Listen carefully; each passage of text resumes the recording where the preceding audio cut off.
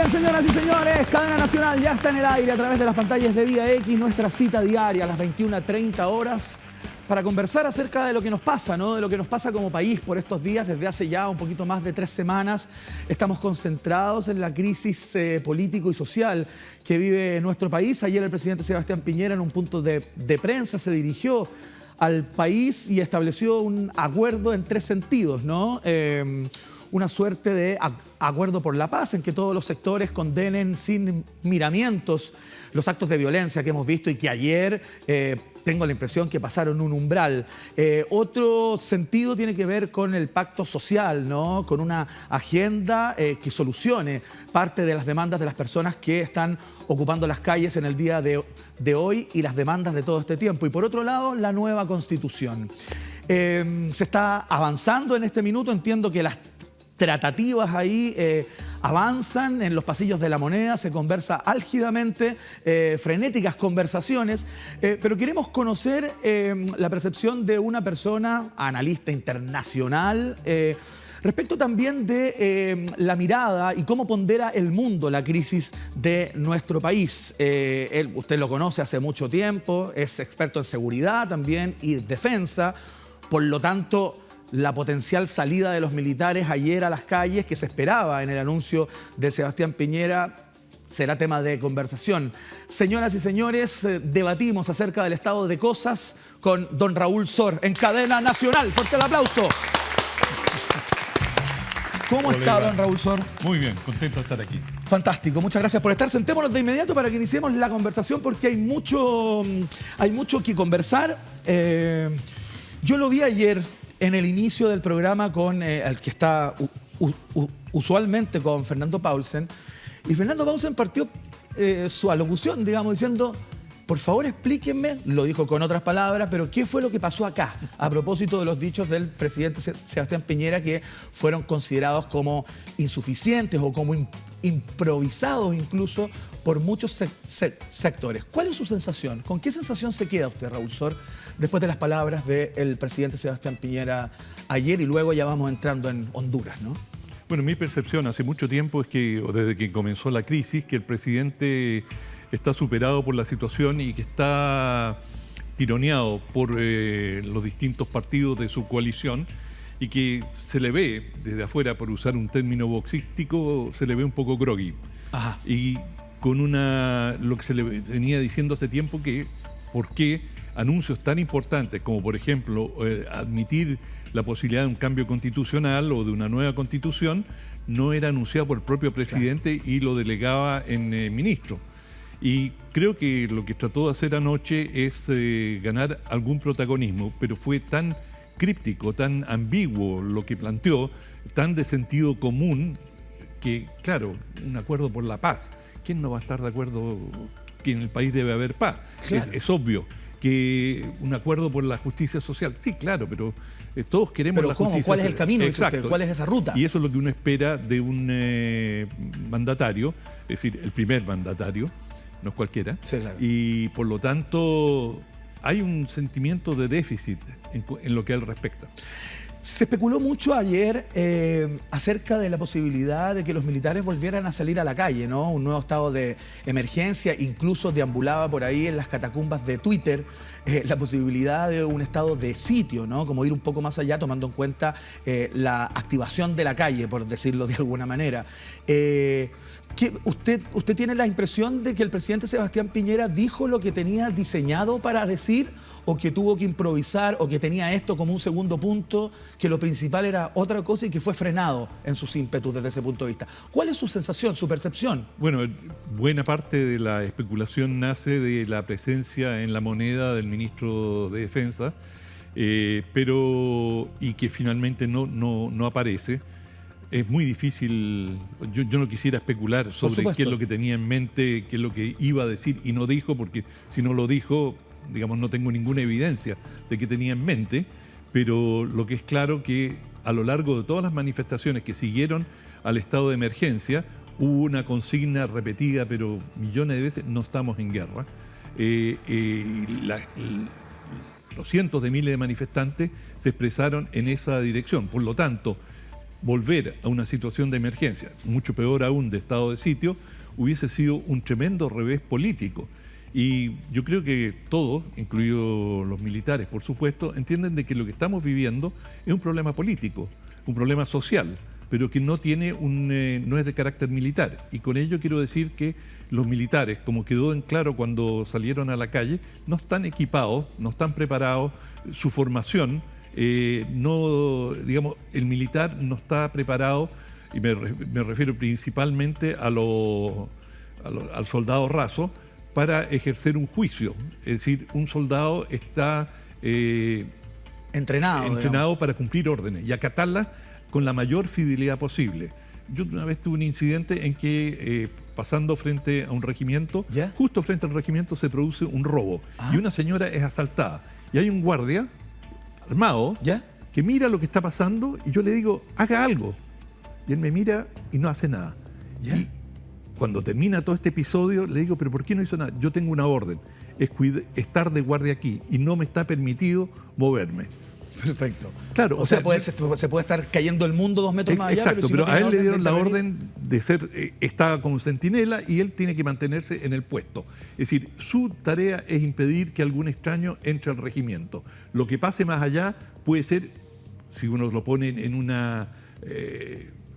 digamos, uno especula, podría ser una maniobra distractiva.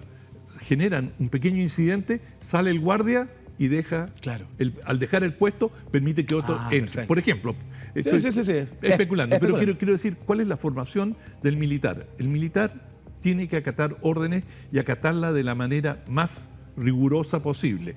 Bueno, cuando ellos dan una orden de alto y esa orden no se cumple, bueno, muchas veces disparan. Y es un descriterio total, como ha pasado tantas veces que han sido asesinados personas con limitaciones intelectuales, como ocurrió con una persona que cruzó la frontera desde Perú en algún momento. Sí, se han dado muchos incidentes así. Ajá. Y por lo tanto, sacar militares a la calle con armamento de guerra es la receta para tener mayores problemas. Es realmente ponerle benzina al fuego.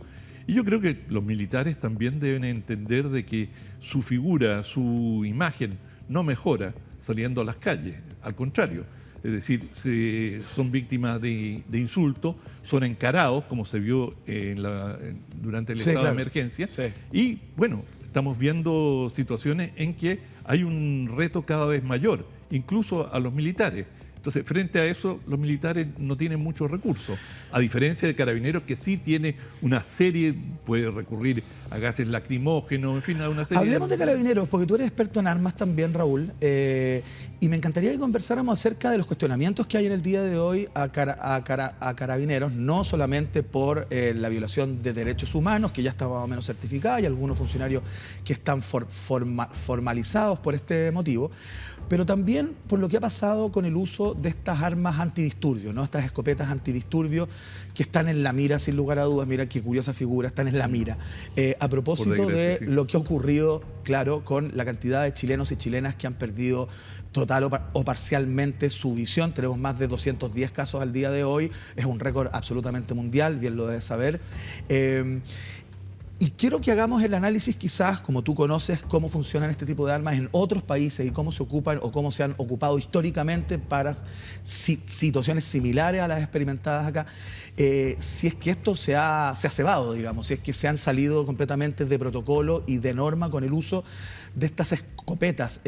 Hay un grupo de parlamentarios que está planteando un proyecto de ley para que se prohíban por completo. ¿Para qué hablar de la Comisión Internacional de Derechos Humanos, del centro acá en Chile, que también están planteando su inconveniencia absoluta? ¿Cuál es tu perspectiva y qué pasa en otros países con el uso de estas armas? ¿Cómo funciona? Mira, tomemos un ejemplo de desórdenes recientes en Hong Kong. Llevan 5 meses, van a llegar a 6 meses de desórdenes continuos, permanentes. Sí. Una persona perdió un ojo, e inmediatamente salieron manifestantes con parche, con elementos alusivos a la pérdida de ojo de una sola persona, una sola. En 5 meses han tenido un muerto, y ese muerto fue una persona que cayó desde un estacionamiento y murió. No es que fue agredido, claro, o le dispararon, sino que podríamos decir fue un accidente que se puede decir, a lo mejor fue provocado por la policía, el individuo se aterró. En las circunstancias, digamos, Exacto. más no por Pero, acción directa. Mira, a mí me tocó vivir el mayo 68 en Francia, Ajá. hace mucho tiempo. Sí, claro.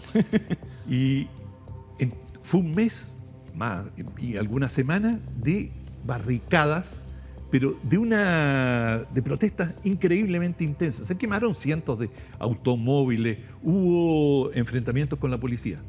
Ni un muerto, ni un solo muerto en el mayo francés a manos de la policía. Cero. Es decir, ahí tú ves la diferencia entre una policía profesional, una policía que actúa con criterio político, comandada por su gobierno, y un gobierno que tiene la voluntad de restringir la acción policial. Lo ves en Hong Kong. Todo el mundo dice, China está ahí acechando a Hong Kong. Bueno, yo me quisiera que en Chile tuviéramos frente a nuestras manifestaciones el comportamiento de la policía hongkonguesa. Yo creo que lo que ha ocurrido acá... que acá también tenemos una policía que es profesional, ¿no? Nuestros carabineros son profesionales. Son profesionales, pero lo hemos visto en las imágenes. Uno ve cómo apuntan las escopetas. Uno ve que están apuntando a la altura del cuerpo. Es decir, están disparando directamente a las personas y naturalmente cualquiera que se agacha o cualquier movimiento, bueno, puede terminar en el rostro. Además, estas escopetas disparan perdigones que se dispersan. Esa es la diferencia con un fusil, que la bala va a un punto preciso, el perdigón se dispersa, por lo tanto, tú ni siquiera tienes control. El que dispara, donde cubre un área de 10 metros en que los perdigones se abren. Están hechos justamente para cazar aves. Y esto que hayan pegado tan insistentemente en los ojos, en el rostro, yo me imagino que ahí hay un acto deliberado, ¿no? Por parte de carabineros para disparar a la cara, o tú dices que es por la propia dispersión. Es por la dispersión, pero es como tú dices, si tú disparas a las piernas o al abdomen, es distinto que si disparas, digamos, a la altura del rostro. Ahora, las posibilidades, tú ves, la gente tan llena de perdigones en los brazos, hay mucha gente, o sea, cientos de personas que han recibido perdigonazos, pero digamos, la posibilidad de que lleguen a los ojos, si disparas de frente y a una distancia relativamente corta, porque las escopetas no tienen mucho alcance, bueno, esto puede pasar. Y te agrego otro elemento, los gases lacrimógenos son profundamente tóxicos. Claro. Y en Hong Kong, en estos momentos, se está realizando una investigación sobre el uso de gases lacrimógenos por parte de la policía. Y hay informes médicos sobre el daño que ocasionan los gases lacrimógenos. Y esta política de saturación con gases lacrimógenos también es absolutamente inconveniente. Y inconveniente, por lo tanto, ilegítima, ilegal. Bueno, la legalidad la establecen los gobiernos a través de leyes, pero los protocolos son protocolos administrativos. No hay una ley que diga una ley pareja, cómo se deben utilizar los gases lacrimógenos o lo mismo que las escopetas. Entonces hay protocolos. Claro. Ahora, eso, en definitiva, eso es todo responsabilidad del Ministerio del Interior. No es el problema de Carabineros. Carabinero recibe órdenes del Ministerio del Interior. El Ministerio del Interior debería, no creo que en este caso lo haya hecho, pero debería determinar qué armas se pueden usar, bajo qué circunstancias, cuál es el grado de fuerza que aplica la autoridad frente a los manifestantes.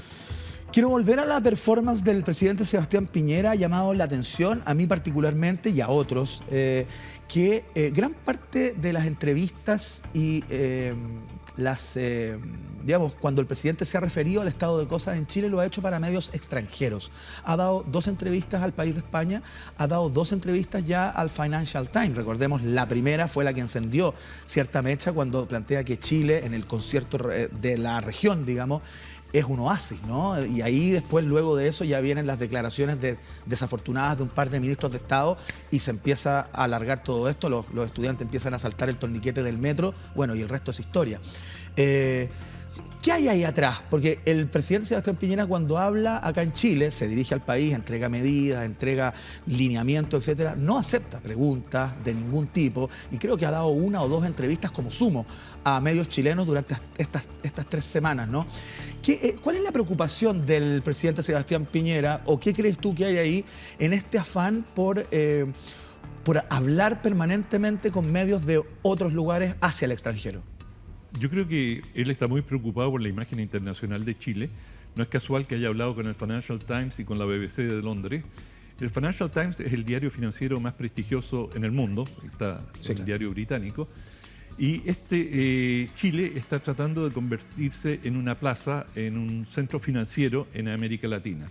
Por lo tanto, la proyección de imagen o tratar de mejorar la imagen de Chile en el exterior es ciertamente un objetivo, y yo creo que eso es lo que ha tenido en mente cuando ha dado alguna de estas entrevistas, tratar de corregir o minimizar el daño muy grave que está sufriendo Chile en el extranjero, porque en definitiva cuando dijo que era un oasis, Chile más que oasis ha sido visto como un modelo del país en que se ha aplicado con mayor rigurosidad el modelo neoliberal. El modelo del modelo, de alguna Exacto. Entonces, claro, exactamente, Iván. Y eso ha generado un interés adicional en Chile. Bueno, claro. ¿Qué pasó? Y además, con esta frase tan desafortunada en las circunstancias, es decir, este es un oasis, o antes se decía, es una buena casa en un mal barrio, claro, que viene a ser lo mismo. En el mundo se ha dicho, bueno, ¿qué le pasó a este oasis? O sea, hay una curiosidad genuina, y esto que se le ha refregado a todo el resto de los países latinoamericanos por la cara, dice, copian a Chile. Mira cómo ha avanzado este país. El ministro de Hacienda brasileño dijo, bueno, Chile es la Suiza de América Latina, y partió de una situación de descalabro absoluto después de la Unidad Popular, y miren a dónde ha llegado. Hoy día es un país ejemplo, y de pronto este ejemplo se descalabra de la manera más impresionante y surgen unas manifestaciones de una masividad y de una intensidad inéditas en nuestra historia. Bueno, entonces también en el exterior se preguntan, ¿qué está pasando en Chile? ¿Por qué se descalabró esto? ¿Qué estaba tan mal? A mí me tocó recibir delegaciones extranjeras que se reúnen siempre con algunos intelectuales. Claro. Entonces me preguntaban, oye, ¿y tú qué piensas de la AFP? ¿Crees que es algo que podríamos aplicar en nuestros países? Bueno, o sea, Chile se le tenía como un modelo. Claro. Finalmente se fue viendo que, digamos, no todo lo que brilla es oro, y fue perdiendo bastante de esa credibilidad, lucha, digamos, claro. Claro, pero ahora esto ha quedado absolutamente demolido, y así como la derecha utiliza el cuco de Venezuela, cada cosa es Venezuela está en algo. Asamblea Constituyente, por ejemplo. Es lo que a venga. Propósito de esa discusión. Claro, si quieres terminar como Venezuela, cualquier candidato de centro izquierda, no, Chilezuela, en fin, claro, empieza con esto. Bueno, la izquierda suele utilizar lo mismo con el Fondo Monetario Internacional. Claro. Entonces, ¿quieres terminar como Macri? Pídele plata al FMI y al final tu armonía social va a terminar hecha pedazos. Raúl Sor, en la última entrevista que dio el presidente Sebastián Piñera al diario El País, más que deja entrever, plantea frontalmente la injerencia de países extranjeros en lo que ocurrió fundamentalmente con el metro y con la desestabilización de Chile, ¿no?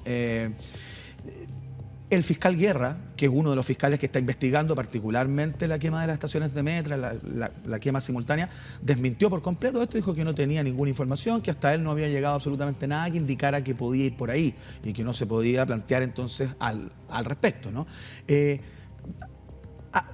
¿A quién le está hablando el presidente Sebastián Piñera cuando plantea esto? ¿Qué tesis está dejando entrever? ¿Qué es lo que está dibujando ahí cuando plantea eso, ¿no? ¿A dónde apuntan esos dardos o esos dichos que no están comprobados por lo demás? No hay ninguna evidencia concreta, no han detenido a nadie, no hay ningún documento, no hay ningún rastro que nos permita hablar de injerencia extranjera. Claro. Lo que no quiere decir que no la haya, pero en forma indirecta me tocó ver un informe proveniente de Fuerzas Armadas en la que hablaban de la posible infiltración de 5.000 a 6.000 venezolanos que venían en el flujo de inmigrantes.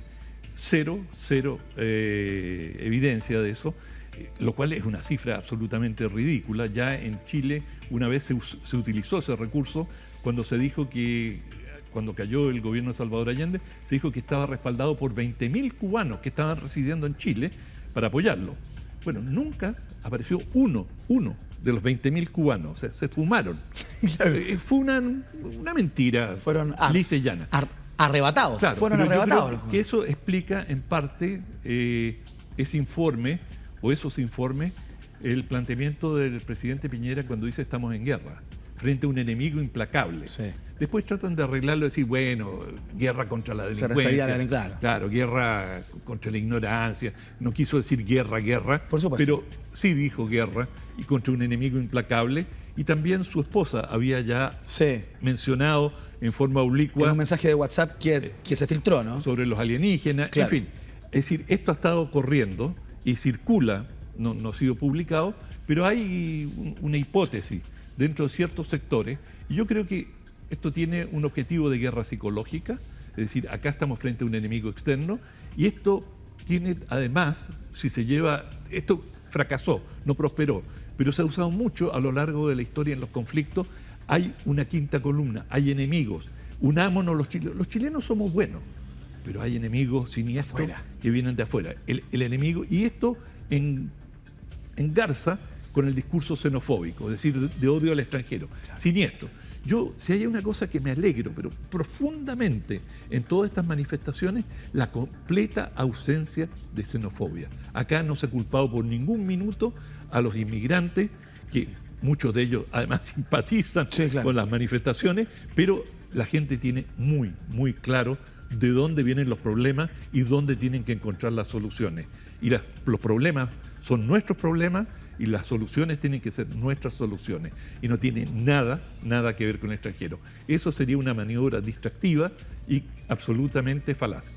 Raúl, ¿cómo queda Chile en el concierto regional, ¿no? Tomando en cuenta lo que está pasando, se ha movido el continente en las últimas semanas particularmente. Vemos a Bolivia, a Evo Morales asilado en México, con una situación de alta convulsión también. Se discute ahí si esto es un golpe de Estado o finalmente él había sido electo con una elección fraudulenta por donde se la mire, por lo tanto no es tan golpe de Estado. Bueno, ahí hay muchas miradas y es más bien una discusión técnica, pero me encantaría que instalaras a Chile en su actual crisis con Lula en las calles, con un grupo de Puebla que se reformula. Vimos a Marco Enrique Gominami ahí dirigiendo una reunión con Pepe Mujica, Dilma Rousseff, etcétera, etcétera, ¿no? ¿Cómo es mirado Chile y qué lugar podría pasar a ocupar en este nuevo concierto, ¿no?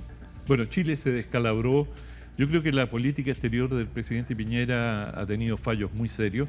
Uno fue tratar de tomar un protagonismo central en el Grupo de Lima, y cuando fue a Cúcuta, en Colombia, y tratando de generar una insurrección de las Fuerzas Armadas venezolanas a través de un ingreso por la frontera. Yo creo que eso, fue una operación absolutamente fallida, y eso ya generó dudas sobre el buen criterio del presidente de haber ido allá, es decir, ser parte del Grupo de Lima y, digamos, cuestionar al gobierno venezolano es una cosa, otra es ir a jugar un protagonismo personal del jefe de Estado.